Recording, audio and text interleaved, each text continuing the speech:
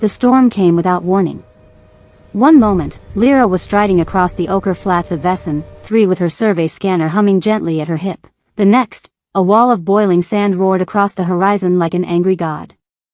The wind slammed into her first, hard enough to stagger even her 4-legged stance, and then the sand followed, a blinding golden blur that swallowed the world. Her translucent membrane snapped shut over her eyes, but even then the grit stung. Storm category, 7? No, 8. Her hearts lurched. Category 8 storms could strip paint from ships. And she was 2 kilometers from her crawler. She had minutes. Maybe less. She forced herself to breathe through the panic. She had trained for this. She had survived worse. The dunes were treacherous, but the ravines might offer shelter, if she could find one before the storm scoured her bones clean. The wind howled. Her comm crackled uselessly. The scanner at her hip flickered, then died. She was alone. And the desert did not forgive the careless. She stumbled blindly through the rising storm, leaning her weight into the wind. Sand gathered in drifts against her armor plates. Even with her species' natural endurance, her limbs trembled. Then, through the chaotic roar, she saw it. A dark shape. Low. Rectangular. Half buried under shifting dunes. A structure. Her heart slammed against her ribs. No one built on Vessen, 3, not anymore. The war had ended 40 years ago. The old frontier world was abandoned, shunned, left to storms and silence. But shelter was shelter. She lurched toward it, each step a battle. The storm clawed at her. Her lungs burned. She reached the wall, solid. Metal. Old, scratched, and pitted from decades of sandblast. A faded emblem stretched across the half-buried entryway. A symbol she recognized instantly. A human insignia. Her breath caught. Humans had gone extinct. Every academy, every archive, every record spoke the same truth. The human species was wiped out to the last. Yet here, of all places, stood a building bearing their mark. A small metal hatch sat just above ground level, its edge warped but not impossible to open. Lyra slammed her shoulder against it once. Nothing. Twice. The hinge groaned. She tried again. The hatch snapped open abruptly, and she tumbled forward, falling headfirst into darkness. She expected an empty bunker. A dead outpost. Dust. Silence. Instead, strong hands caught her. And a voice, deep, rough, and unmistakably alive, growled. Close the door. Now. Lyra froze. That voice. That shape. Even in the dim light, even caked with sand, even breathing hard from the effort of pulling her inside. There was no mistaking what stood before her. A human. Not an archive. Not a fossil. Not an image. A living human. He slammed the hatch shut, bringing sudden deafness as the wind's roar vanished. The silence that fell afterward was almost painful. For several heartbeats, they simply stared at each other. He looked impossible. Tall, broad-shouldered, his skin a shade she had only ever seen in old holodocs. His hair was long and tied back, streaked with sun-bleached copper. His eyes, bright, alert, suspicious, locked onto hers. You're human, she whispered, her voice trembling in disbelief. He blinked once. Slowly. You're not, he said. There was wariness in his tone, not fear, but a predator's alertness, the readiness to act. Lyra lifted her hands, palms outward.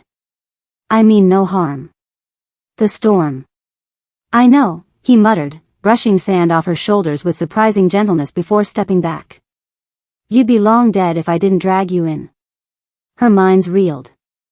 Her training told her humans had been extinct for generations. Her eyes told her the training was wrong. You're alive, she murmured. He raised an eyebrow. Last I checked. The shelter was an old frontier bunker, repurposed into a home. Lanterns hung from makeshift mounts. Thick woven blankets covered the metal walls.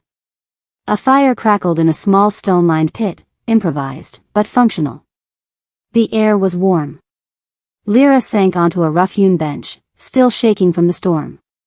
The human filled a kettle and set it near the fire. For several seconds, neither spoke.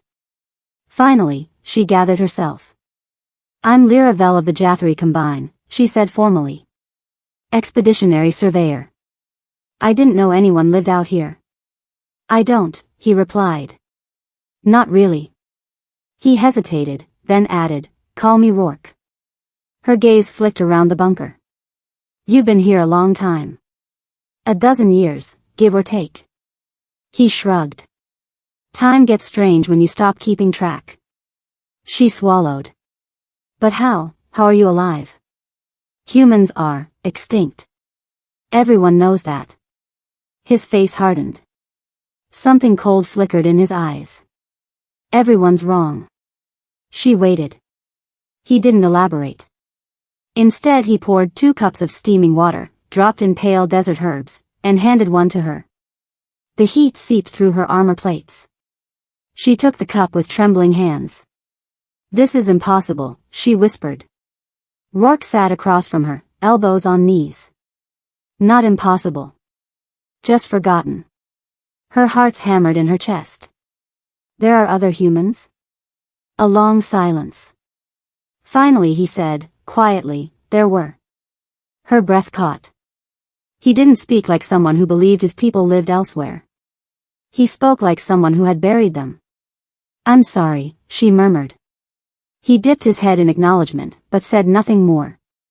The storm raged above them, shaking the metal walls. But the bunker held. After a long while, he asked, "What are you doing on this planet?" "Jathri don't settle dust worlds." "Survey contract," she said.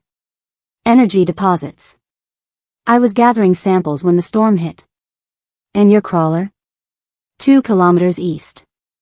Probably buried by now." Rourke stood slowly. "Then we'll dig it out once the storm passes." She blinked. "You don't have to help me."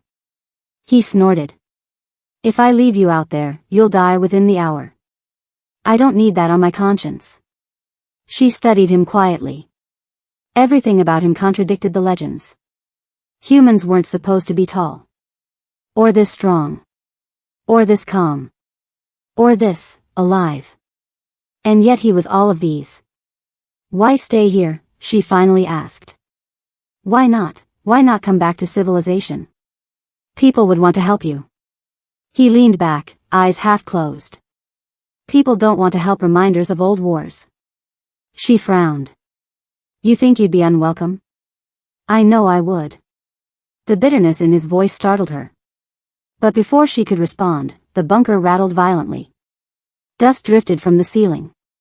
Rourke stood instantly. "Storm's shifting. Shouldn't get too bad, but stay close to the support beams." The next blast slammed the bunker hard. Lyra flinched as the lights flickered. "Is it safe?" Rourke crossed to a metal panel and checked several dials. Mostly." "Mostly?" He shrugged. "If it collapses, we dig out." She stared at him. "You're joking." He wasn't. She could tell. Her nerves frayed. Her heart thudded. Her claws flexed involuntarily. Rourke noticed. He knelt beside her, resting a steadying hand on her shoulder. "Hey. Breathe. You're safe."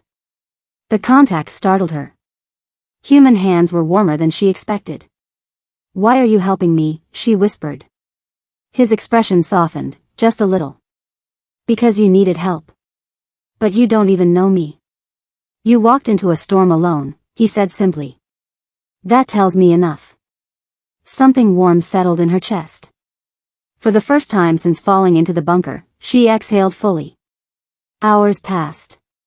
The storm eased gradually, its howls becoming low moans. The fire dimmed.